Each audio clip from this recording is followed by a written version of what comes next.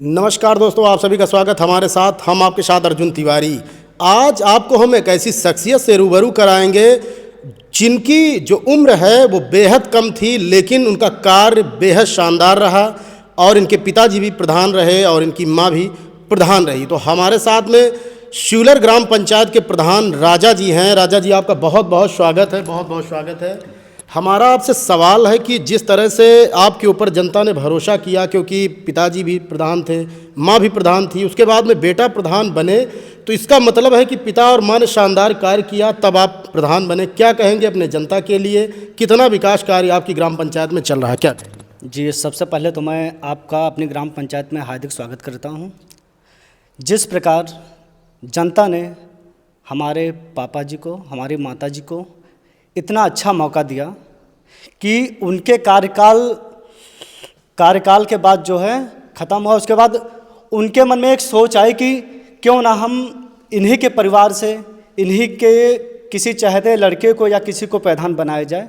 तो उन्होंने मुझे आशीर्वाद दिया और मैं अपने गांव के देवतुल्य जनता का हार्दिक आभार व्यक्त करता हूं, जिन्होंने मुझे इस लायक समझा और मुझे प्रधान बनाया।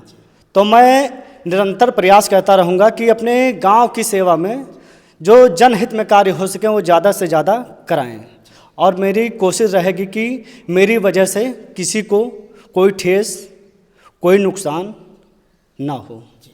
राजा जी, देखिए कि 4 वर्ष लगभग अब प्रधानी के पूर्ण हो रहे हैं, तो जो विकास कार्य हैं उनके आधार पे ही जनता आगे भी चुनाव तय करेगी। तो जिस तरह से आज की जो आपकी जो उम्र है, 24 साल की एज थी जब प्रथम बार आप चुनाव लड़े और अपना कार्यकाल बेहतर किया और काफ़ी विकास कार्य करने का काम किया, तो क्या कहेंगे उन लोगों से, क्या अपील करना चाहेंगे जो आपकी जनता है, क्या कहेंगे उनके लिए? जी, मैं अपने जनार्दन देवतुल्य जनता से यही निवेदन करना चाहूँगा कि यदि किसी भी कार्य में मुझसे कोई कमी हो रही हो या ना किया गया हो तो उसको आप आके मुझसे निश्चिंत रूप से कह सकते हैं, और मैं पूर्ण विश्वास दिलाता रहूँगा कि जो मैंने अभी तक कार्य किए हैं उसमें यदि कोई कमी हो तो उसको भी मैं फिर से सही कराने का पूरा वो करूँगा।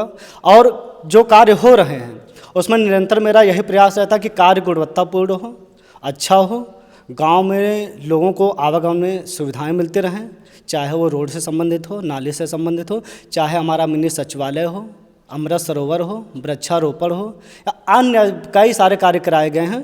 तो मेरा प्रयास रहता है कार्य जो है गुणवत्तापूर्वक के साथ में जो है लोगों को आकर्षित करने वाला भी बने, और लोग कम से कम ऐसा कहें कि मैंने जिस भरोसे से प्रधान बनाया था उस पर एक खरे उतर रहे हैं।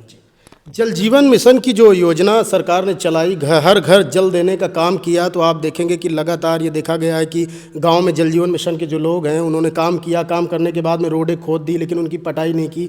आपकी ग्राम पंचायत में किस ढंग से आपने ये कार्य करवाया, क्या कहें?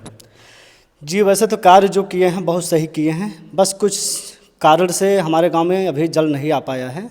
जैसे पूर्वांचल की तरफ से नोसी नहीं मिली है और सुल्तानपुर रोड जो PWD से है उसके भी नोसी नहीं मिले। इस कारण से हमारे यहाँ पानी आने में बाध्य है। कोशिश यही है कि जल्द से जल्द पानी आए, अब मेरा यही प्रयास है। ग्राम पंचायत के विकास के लिए ब्लॉक खंड ब्लॉक प्रमुख की भी अहम रोल होता है, उनका कितना सहयोग आपको मिलता है? विनय वर्मा डिम्पल जी का आपको? जी भाई, प्रमुख जी का तो एक अलग ही स्वभाव है।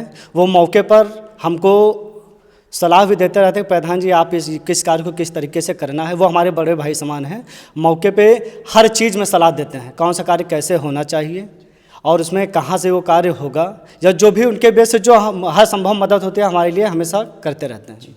तो वृक्षारोपण अभी पिछली बार सरकार ने करवाया, तो वृक्षारोपण में होता क्या है कि आप देखेंगे कि पौधे लगा दिए गए, खाना पूर्ति हो जाती है, तो आपकी ग्राम पंचायत में किस तरह से वृक्षारोपण को किया और वृक्षों को बचाने का कार्य किस तरह से कर रहे हैं, क्या कहें? जी, मेरे यहाँ जब भी मैं वृक्षारोपण कराता हूँ कि उसके सबसे पहले खाई बंदी, तार फेंसिंग करवा ली जाती है।